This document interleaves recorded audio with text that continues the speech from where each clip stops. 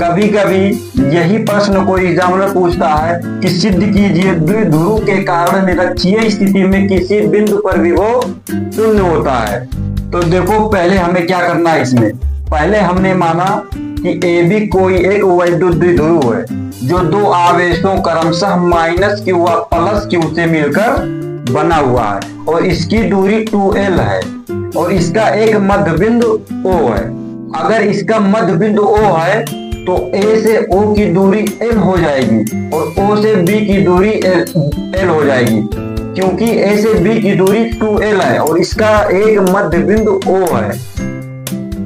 फिर उसके बाद में हमने क्या किया, O से इसी के O के निरक्ष में r दूरी पर एक बिंदु P है जहां पर हमें वैद्युत विभव निकालना है। बिंदु P पर ही हमें वैद्युत विभव निकालना है। अब फिर हमने क्या किया, देखो हमें देखो दो त्रिभुज मिला, एक त्रिभुज APO और एक त्रिभुज PBO।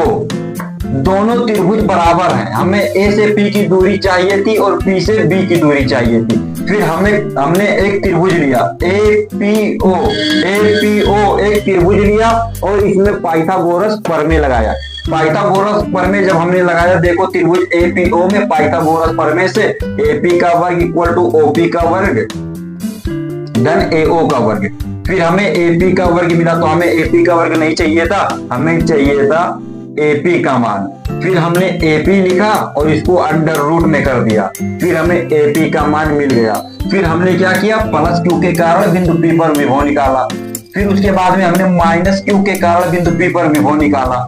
फिर हमने V1, फिर हमने परिणामी विभव निकाला, परिणामी विभव V1 प्लस V2। फिर उसके बाद में हमने दोनों का मान रख दिया, फिर V इक्वल टू 0 मिला, V इक्वल टू 0 मिला। तो हमने सिद्ध कर दिया कि द्विध्रुव के कारण निरक्षीय स्थिति में किसी बिंदु पर विभव शून्य होता है। कभी कभी एग्जामिनर ऐसे ही पूछेगा या कभी कभी